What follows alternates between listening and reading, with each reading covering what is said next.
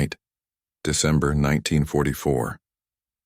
Snow drifts through the dark pines of the Ardennes like ash from an unseen fire.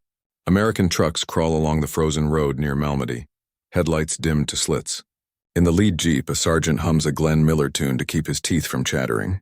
Everything feels routine until the roadblock appears. 3 MPs step out of the snow, rifles slung, breath misting. Their uniforms are perfect, U.S. Army patches, clean helmets, regulation boots. One waves a flashlight across the windshield and says, "Evenin', fellas." Road ahead's closed. Turn south at the crossroads. The sergeant nods, ready to obey until the MP adds casually, "By the way, buddy, who won the World Series last year?" The jeep falls silent. The corporal in the passenger seat hesitates, mouth half open. His answer comes a beat too late, a tone too flat. The sergeant's hand drifts toward his holster. The question was a test. Moments later, the night erupts, shouts, boots on ice, a pistol flash. Within seconds, the MPs are on the ground, wrists bound. Their dog tags read American names, but the words that spill from their mouths are German. Not soldiers of the U.S. Army, commandos of the 6th Panzer Army wearing stolen uniforms, infiltrating Allied lines, and all of them undone by a single question. The snow had been falling for 3 days straight, blanketing the Ardennes in silence so complete it swallowed the noise of war.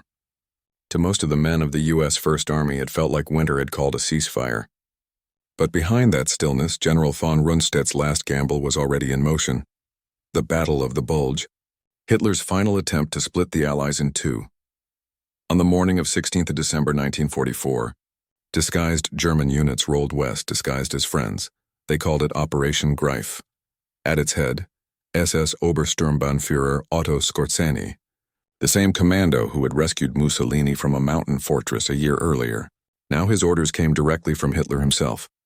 Infiltrate Allied lines wearing captured American uniforms, seize bridges, redirect traffic, sow panic. A single false signpost could turn an entire division the wrong way. Skorzeny assembled his men, 150 commandos fluent in English, trained to mimic the American walk, the slang, even the way they held a cigarette. They studied Hollywood magazines, memorized baseball scores, practiced chewing gum. They were issued captured jeeps, fuel drums, and the crisp khaki of their enemy. When they rolled into the fog, they looked like any other U.S. patrol heading east. Across the lines, the Counterintelligence Corps, CIC, faced a nightmare.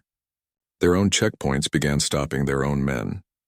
Rumors spread of German agents switching road signs, cutting telephone wires, even posing as generals. At Verdun, an officer was arrested after answering that the capital of Illinois was Chicago. He was American, but in that moment no one trusted anyone. Lieutenant Colonel Harold McPherson of the CIC described it later. Every uniform looked like a question mark. So the Corps devised one answer, a question no imposter could fake. They began testing soldiers at random. What's your home state's baseball team? Who's Mickey Mouse's girlfriend? Who's the governor of Kansas? Answers came in bursts of laughter or confusion. Either way, the truth revealed itself in rhythm and accent more than content. By 20th of December, more than 2,000 men had been detained on suspicion. Among them were 18 real German commandos, every one of them betrayed by hesitation. In the wrecked villages west of the front, chaos became its own weapon. Military police stopped convoys every few miles, checking passes, asking questions. One driver, exhausted and frozen, snapped, "To hell with baseball, I just want coffee." They held him for 6 hours before realizing he was an American from Texas. The Germans, meanwhile, moved with predatory calm. Wearing U.S. MP armbands, they redirected entire regiments into ambushes. They changed signs at crossroads so tanks turned east instead of west. At least one group cut communications to the 106th Division for a full day. Each hour of confusion bought Skorzeny's real offensive, the armored spearhead toward Antwerp, a little more life. But deception has a clock. Every uniform eventually frays. The turning point came near Eupen, where a CIC team led by Captain Robert Pratt set up a checkpoint at dawn. They had heard reports of fake MPs using perfect English. Pratt's men lined the road with snow-caked sandbags, their Thompson guns resting on top. The temperature was 14 degrees below freezing. At 09:30 hours, a jeep approached, 4 men in immaculate American gear, smiling too easily. Pratt stepped out, raised a hand. "Morning, boys. Where you headed?" "Bastogne, sir," the driver said. Orders from Division HQ. Pratt nodded, leaning close. The man's accent was flawless, but his salute was wrong. The hand tilted European style. Pratt decided to risk it. "All right, Corporal," he said lightly. "Quick question before you go. Who won the World Series?" The driver blinked, a beat. "Then the Red Sox?" The world froze. In less than a second, Pratt's .45 was drawn. The Jeep crew went for their weapons, but his men were faster. Snow exploded as rounds tore through the air. When it ended, one man lay dead, two wounded, one cursing in German. On his shoulder, the patch of the 5th Armored Division was sewn backwards. By noon, the word spread across every regiment, "Ask them baseball." That single question had become a weapon sharper than any rifle. By Christmas, the deception had collapsed. Skorzeny's surviving men were hunted across the Ardennes. Some tried to surrender wearing German coats over American trousers. Others were shot where they stood. Skorzeny himself escaped back across the lines, already myth. But the panic he'd unleashed lingered long after the snow melted. The CIC kept questioning, refining, learning. They discovered that language betrayed deeper than uniform. How a man swore, how he ordered coffee, whether he said okay or all right. The war had entered the age of counter-identity, and from those interrogations would grow the doctrines that later built the CIA and NATO security schools. Yet for the soldiers who lived it, the memory remained simpler. One frozen road, one false smile, one question whispered into snow, and the pause, the half-second pause that gave it all away. The order came wrapped in secrecy and desperation. In late October 1944, when the Reich was already burning from within, a courier brought SS Obersturmbannführer Otto Skorzeny to the Wolf's Lair for an audience with Hitler. The Führer's face was pale, his hands trembling, but his eyes, those strange fevered eyes, still burned with the will to strike back. "England humiliated us at Arnhem," Hitler rasped, pacing. "Now America believes the war is over. We will show them it is not." He turned sharply toward Skorzeny. "You will lead a special force. Men who can think like the enemy, speak like them, dress like them. You will sow confusion until they shoot each other in the snow."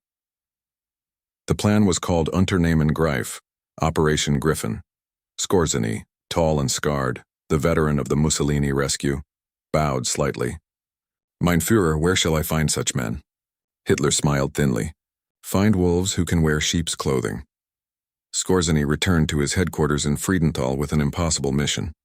He needed soldiers who spoke perfect English, who could pass for Americans down to the slang and swagger. Posters went up across the Wehrmacht and SS camps. Volunteers fluent in English for special duties behind enemy lines. The response was chaos. Some came eager for adventure. Others thought it meant escape from the Eastern Front. Skorzeny weeded through hundreds until he found fewer than 150 men who could hold a conversation without betraying their origin. From those, only 44 spoke English fluently enough to risk the front. They were engineers, mechanics, teachers, translators, men who had learned English from trading firms or the movies before the war. Few were true soldiers. To disguise their nerves, they practiced with American cigarettes, chewing gum, Lucky Strikes smuggled from captured rations. Their training began under the snow clouds of November 1944. They were issued U.S. uniforms stripped from fallen GIs and supply depots, each sewn carefully to mirror authenticity, unit patches, dog tags, even the mud smudges were brushed on by hand. Their jeeps were painted olive green, complete with fake serials.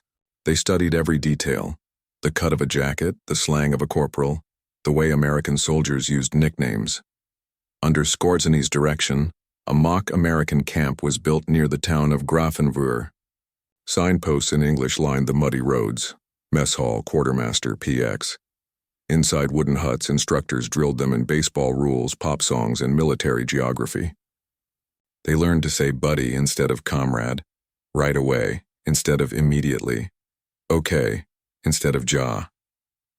Some found it absurd, others terrifying. One Kommando Unteroffizier Heinz Wenzel wrote in his diary, "We march like Americans, curse like them, and still it feels wrong, like wearing a stolen soul." Skorzeny himself visited daily, stalking the lines with his wolfish grin. He demanded they improvise under stress, firing questions without warning. "What's the capital of Texas?" he barked once. A young soldier replied, Dallas, sir. Skorzeny frowned. Wrong, it's Austin. You're dead. The training was ruthless, but the reality they would face was worse. Behind them loomed the Western Front.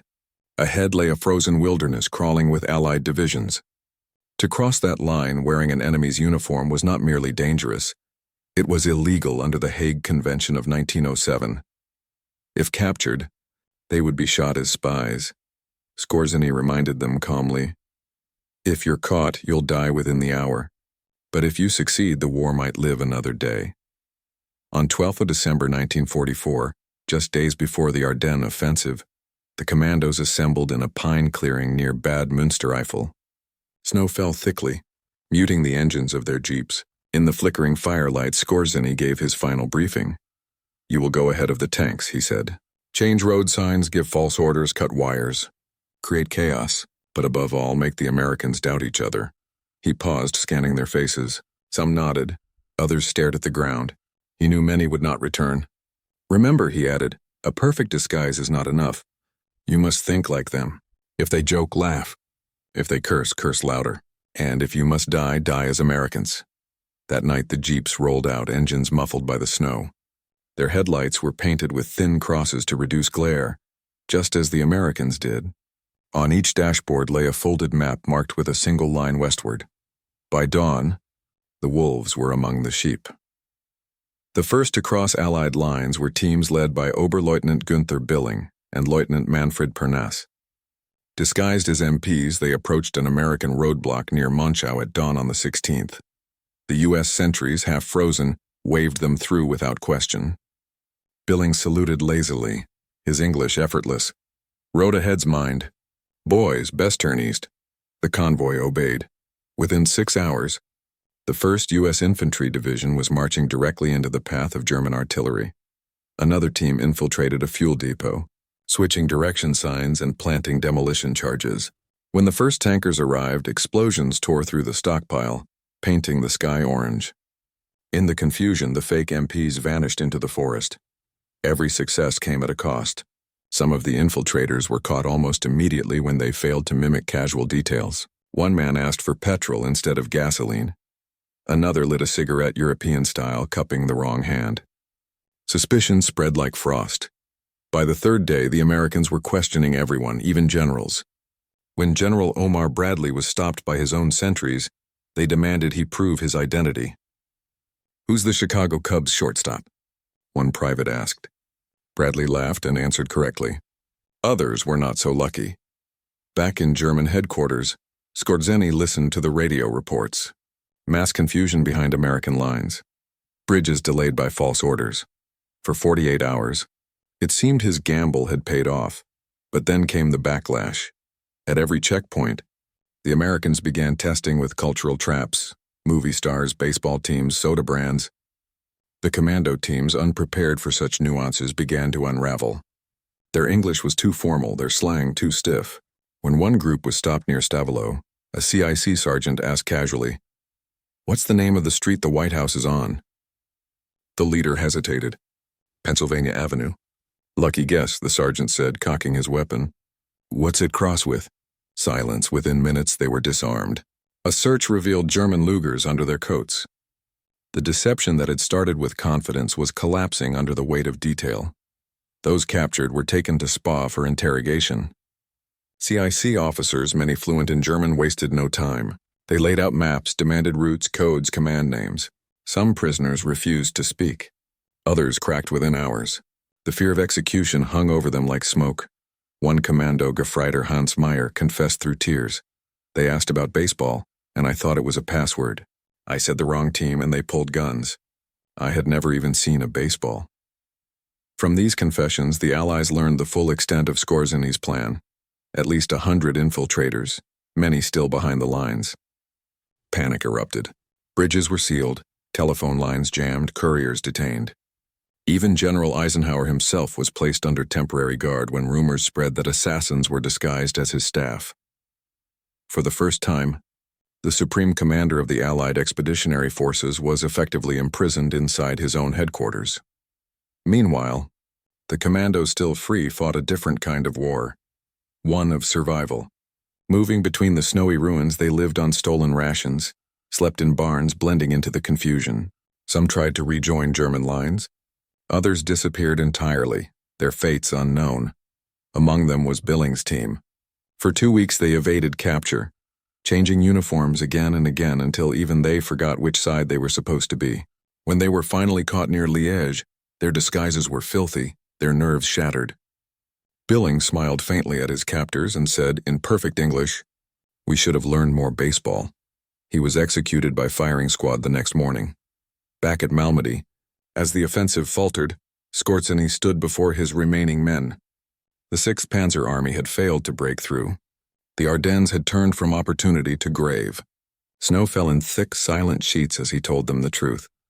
"You did your duty," he said quietly. "The enemy will make stories of you, let them. You've already lived them." Of the original 150 men, fewer than 30 made it back to German lines. Some were later captured and tried for wearing enemy uniforms. Skorzeny himself stood trial in 1947, accused of war crimes. But in a twist of irony, he was acquitted. An American colonel testified that U.S. soldiers had also used deception behind lines in Normandy. The wolves, it seemed, were not alone. Yet the most enduring legacy of Operation Greif wasn't the sabotage. It was the paranoia it birthed. In the weeks that followed, the U.S. Army executed dozens of suspected infiltrators without trial. Men who spoke with odd accents, who answered too slowly, who didn't know baseball from football. All were treated as enemies. The line between fear and justice blurred beneath the snow. And somewhere, Otto Skorzeny sat in his bunker, reading reports, smiling faintly. A handful of men had turned the mightiest army on earth against itself, even if only for days. It was psychological warfare distilled to its purest form: confusion, mistrust, the erosion of certainty.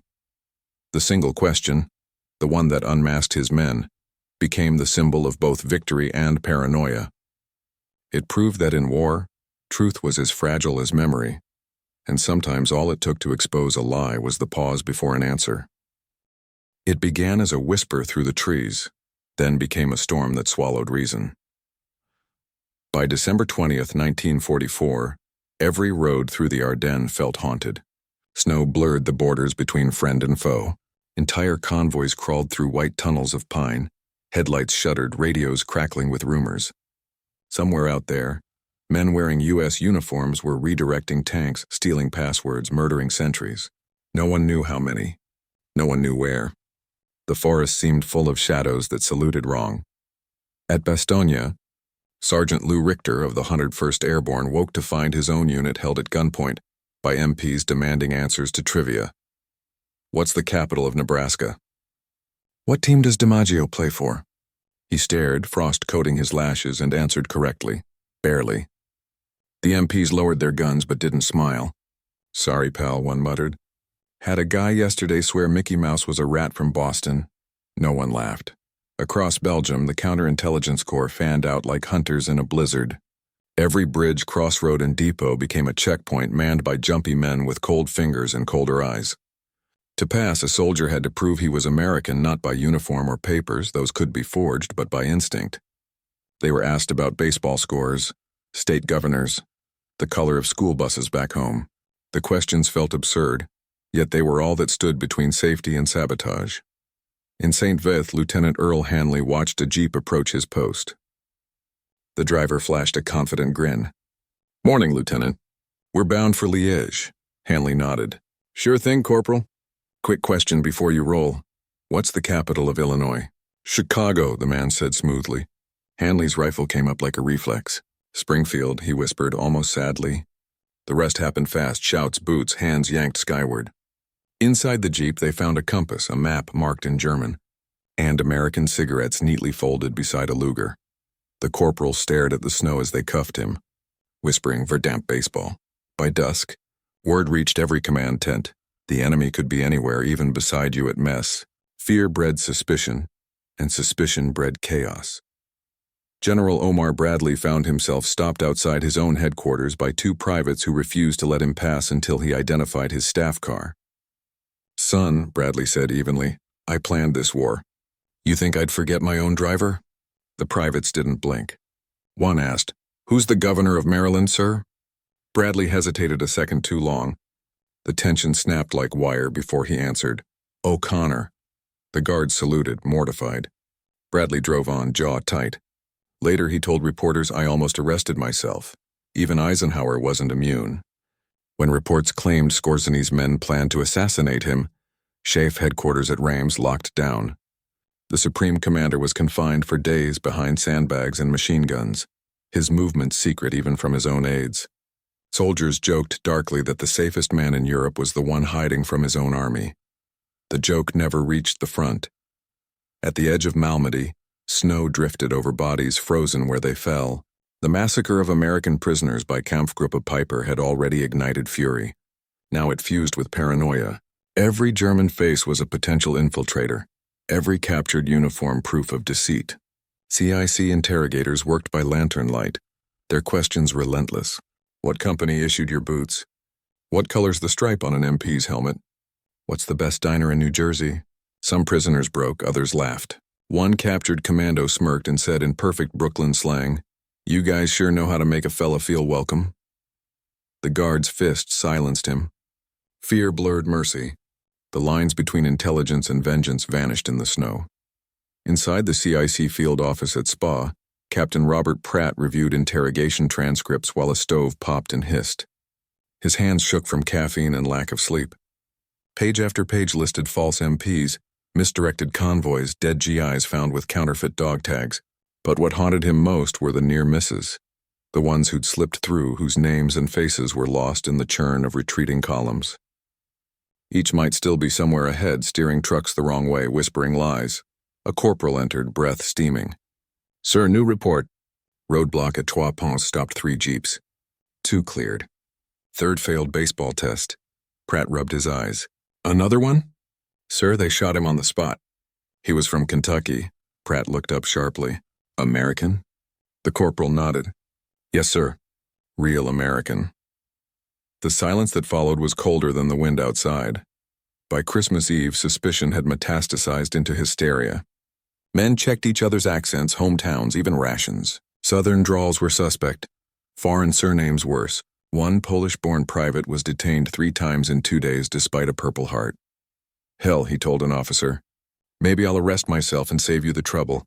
In Liège, CIC agents broke into an abandoned farmhouse used as a temporary command post. On the table lay half-burned papers, English instructions written in perfect grammar but German phrasing underneath.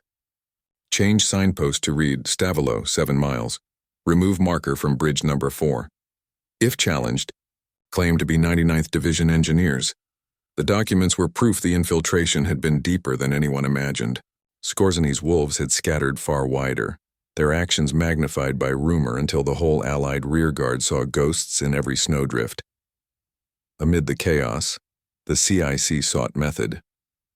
They cataloged every question that worked, every hesitation that revealed deceit. Baseball remained king, but slang proved even deadlier. One agent discovered that genuine Americans rarely said good luck. They said, "Good luck, buddy." Another noticed that Germans never whistled Yankee Doodle quite right. The rhythm tripped them. By December 23rd, a handbook circulated through headquarters titled Identity Verification Procedures, 8th Army.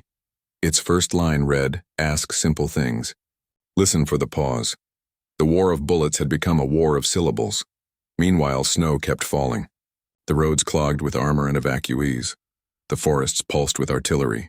Yet beneath it all, the quieter war, the war of questions, raged on. Every checkpoint became a stage where life hinged on memory. A lieutenant might die for forgetting who played first base for the Yankees. A sergeant might live because he remembered the color of a Coca-Cola sign. On Christmas morning at a bridge near Houghton, 2 jeeps approached a U.S. outpost. The sentries halted them, weapons raised. The driver smiled confidently. "Morning, fellas. Merry Christmas." The sergeant nodded warily. "Sure thing. Say, what do you call the game where you hit a puck on ice?"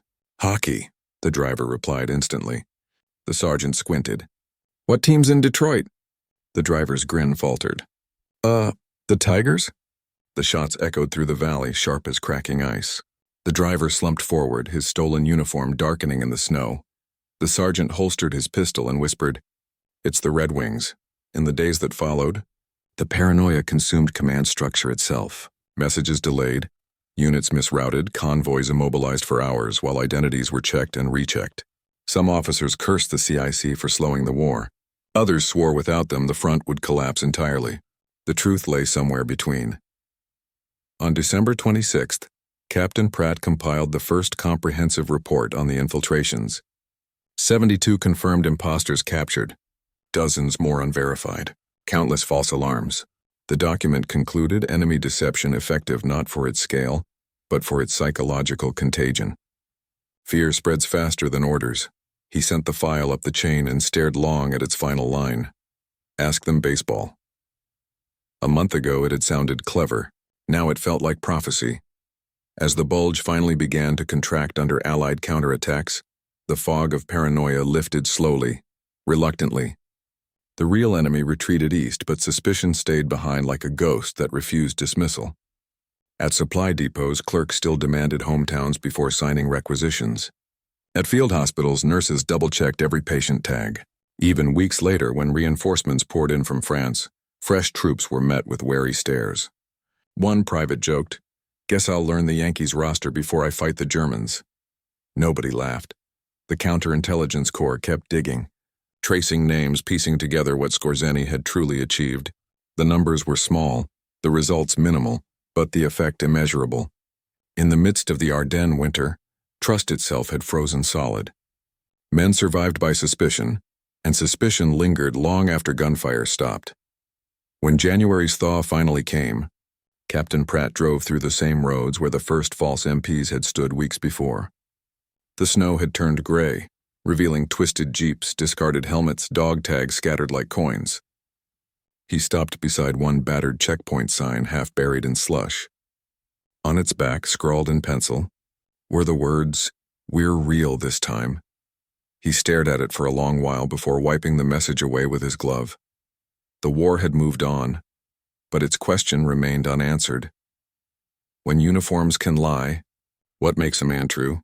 The CIC had learned to measure loyalty not by symbols but by something quieter. The hesitation before a word, the echo of a homeland only the real could hear. The war in the Ardennes had become a fever dream, the kind that leaves even veterans doubting what was real. Snow draped the corpses of men and metal alike, and the air still reeked of burnt fuel and fear. In the wake of the chaos, the counterintelligence corps, men who fought their war not with rifles but with questions, began the hunt for ghosts. Every checkpoint in Belgium became an interrogation post. They had learned the hard way that the enemy now spoke English, smoked lucky strikes, and drove captured jeeps with maps of Allied roads.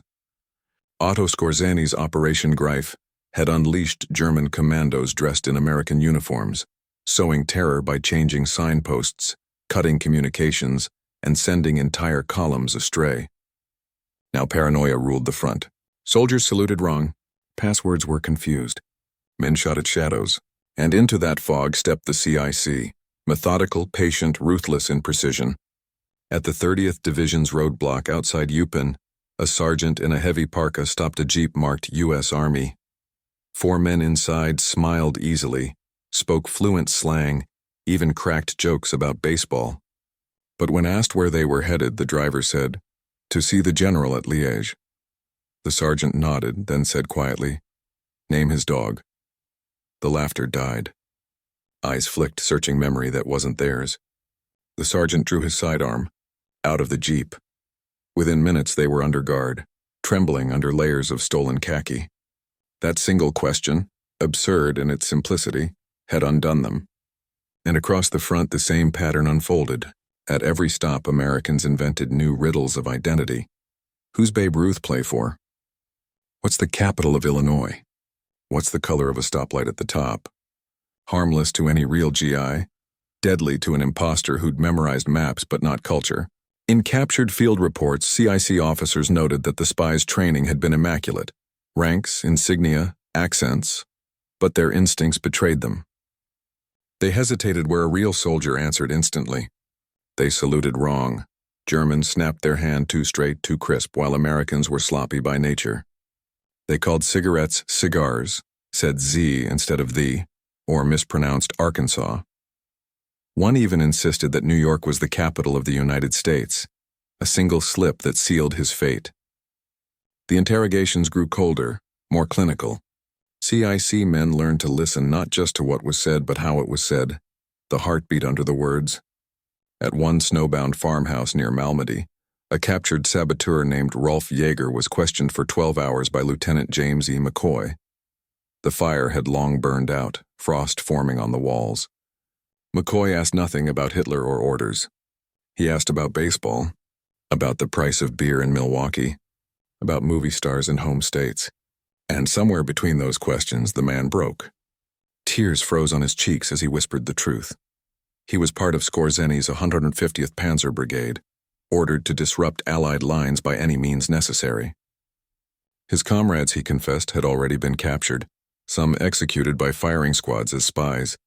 McCoy recorded his confession in silence, then poured him coffee, the cup shaking in his hand.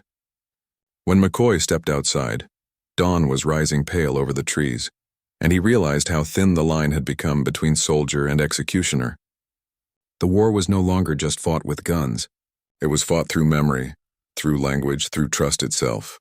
Within days, 23 infiltrators were captured and executed, most by the same men who had once shared cigarettes with them at checkpoints. Rumors spread that Skorzeny himself was among those in disguise, leading to panic so deep that even Eisenhower was placed under armed guard. Posters appeared across camps reading, "Trust no one until they answer the question." And that question, that single question, became the quiet weapon that broke the enemy's illusion. It wasn't born from manuals or strategy, but from the ordinary rhythm of American life, slang, jokes, baseball, geography. The one thing the enemy couldn't fake was belonging. The CIC officers later wrote that the secret to exposing a spy wasn't violence but humanity, to ask something so simple, so rooted in memory, that only a real American could answer without thinking. By Christmas 1944, as the snow finally began to thaw and the front stabilized, the shadow war was ending. Dozens of captured agents were lined up behind barbed wire, their stolen uniforms heaped in a pile nearby. The faces that had once worn confidence now looked hollow, defeated not by bullets but by questions. When the final report was filed, it was titled simply, "Recognition Through Conversation." And somewhere in the margins, scrawled in pencil, an officer had written the line that defined that winter. It wasn't our guns that saved us. It was knowing the right question. The Ardennes thawed in February 1945, but the ghosts of that winter refused to melt. Everywhere the snow receded, the land exhaled its secrets, bodies half buried beneath drifts, twisted jeeps still wearing stolen stars, empty helmets filled with water and ash. American engineers cleared the roads, bulldozers growling through thawing mud.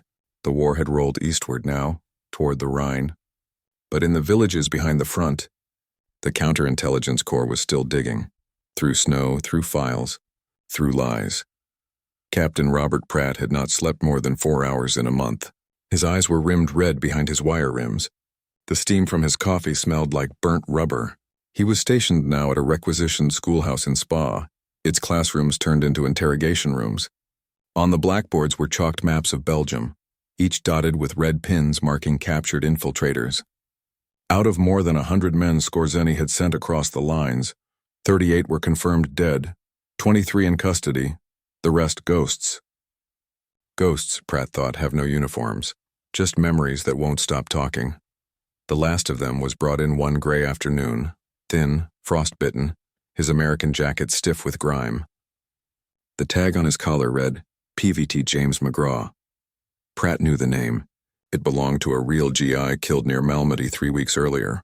The man in front of him was Oberfeldwebel Karl Ritter, age 27, linguist, once a Berlin taxi driver. His English was flawless. He had survived 2 weeks behind Allied lines by pretending to be a lost messenger. Only when he used petrol instead of gas at a fuel dump had the sergeant grown suspicious. Now Ritter sat under the harsh bulb, hands trembling, eyes hollow. Pratt asked quietly, "Why keep pretending? The war's over for you." Ritter gave a faint smile. "Because pretending kept me alive." The recorder clicked on. For 3 hours, Pratt let the man talk. About the training, the fear, the endless rehearsals of baseball questions. When the tape ended, Pratt leaned back and asked one final thing. "Tell me," he said, "what did you think when they asked you that question?" Ritter frowned. "Which question?" "The one about the World Series." The German blinked, searching memory. "I thought it was strange, sir. In our army, no one cares who plays games while men die. But you Americans, you ask who wins the game, and that decides who lives. It's madness." Pratt nodded slowly. "Maybe. Or maybe that's what we were fighting to keep." Weeks later in Rams, the CIC compiled its final report on the Ardennes infiltrations. The document stretched 200 pages, stamped secret, Allied forces. It listed every known operative of Operation Greif, their aliases, their fates. It analyzed how one question, trivial, almost childish, had broken the operation apart. In the margin beside a paragraph on psychological indicators under stress, someone had penciled, "A lie trembles in its own accent." The report would vanish into archives for decades, but among those who'd lived it, the memory became legend. The baseball question, they called it. A weapon made of words. By April, the front was aflood. American divisions surged across the Rhine, leaving behind burned forests and abandoned checkpoints where signs still bore bullet holes. Pratt rode with the first convoys through Cologne, streets silent, cathedral towers shattered against the gray sky. He carried no weapon now, only a notebook. His orders were to locate any surviving members of Skorzeny's command. They found one. In the rubble of a warehouse outside Bonn, they uncovered a cache of uniforms, hundreds of American jackets, helmets, boots carefully folded as if awaiting ghosts. Beneath them lay a single crate stamped Friedenthal Commando School. Inside, photographs. Young men smiling for a camera, their collars half-turned, some already wearing captured insignia. On the back of one photo was scrawled in German, "To act is easy. To become is not." Pratt turned the picture over and slipped it into his pocket. It would follow him for the rest of his life. At Nuremberg that autumn, Otto Skorzeny stood in the dock. He looked older, the famous scar along his cheek a white thread against his tan. The Allies charged him with violating the laws of war, using enemy uniforms to deceive. The courtroom smelled of dust and sweat. Journalists scribbled while interpreters whispered. When asked if he regretted Operation Greif, Skorzeny smiled faintly. "No," he said. "It was war. We fought with brains when bullets were few. And may I remind the tribunal, the Allies used disguise as well."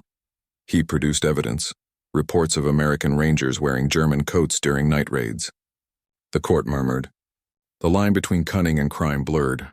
In July 1947, the judges acquitted him. The reasoning was chillingly simple. Soldiers caught in enemy uniforms but not engaged in combat must be treated as prisoners of war. Skorzeny walked free. The man who had once sent armies chasing their own shadows now stepped into sunlight smiling. Captain Pratt read the verdict from a newspaper in Frankfurt. He folded it carefully and said nothing. Justice, he knew, was never as clean as uniforms. The war ended, but its questions lingered. The Counterintelligence Corps evolved into the post-war intelligence branches that would shape the new century. The CIA, the Army Intelligence Corps, NATO's security services. Their manuals borrowed lessons from that frozen winter. In deception, perception is weapon. Trust verified by intuition, not appearance. And above all, ask the question that only truth can answer. Years later, in Korea, then Vietnam, young agents learned the same technique. They no longer asked about baseball, but the principle endured. Disarm the lie with familiarity. Beneath every interrogation lay the ghost of the Ardennes, whispering, "Listen for the pause." In 1953, long after his discharge, Pratt returned to Belgium. He walked alone along the old road near Malmedy, where snow once piled shoulder-high and fear hung thicker than smoke. The forest had regrown, young pines hiding the scars of trenches. At a clearing near the crossroads, he stopped beside a small wooden post hammered into the earth. On it, a weather-worn plaque read, "In memory of those who died wearing the wrong uniform." He stood there for a long time, hat in his hands. The wind rustled through the trees, carrying the faint scent of pine and cordite. Somewhere far off, a church bell rang, one then another echoing across the valley. He thought of the German soldier who'd called the baseball question madness. Perhaps he had been right. Or perhaps madness was just another name for faith. Before leaving, Pratt reached into his coat and placed the photograph he'd found, the smiling commandos, at the base of the post. Then he whispered, "Game's over, boys," and walked away. In Berlin, years later, an old man named Karl Ritter sold shoes in a quiet street off Alexanderplatz. He told his neighbors he had been a clerk during the war. Only once to his grandson did he confess the truth, that he had worn another man's name, another man's flag, and lived because he remembered to smile at the right time. "But in the end," he said softly, "it wasn't the question that caught us. It was the silence after." The boy never understood, but decades later, when he visited Belgium as a tourist, he found that same plaque in the forest and laid a white rose beneath it. For history, Operation Greif faded into a footnote, a curiosity of deception. But for those who lived through it, it became parable. In a war where machines could level cities, one simple question had proved stronger than steel. It taught armies that the mind was the last battlefield, and truth the last uniform that could never be stolen. The snow returned each winter to the Ardennes, soft and indifferent, erasing footprints, smoothing graves. Somewhere under that silence, perhaps, still lie fragments of cloth, an American star stitched by German hands, a patch of fabric that once fooled the world for a heartbeat. The wind moves through the pines, whispering in two languages, indistinguishable now, and if you listen long enough, you can almost hear the echo of that night, the crunch of boots, the flick of a flashlight, the calm voice asking through the snow, "Who won the World Series last year?" Then the pause, always the pause,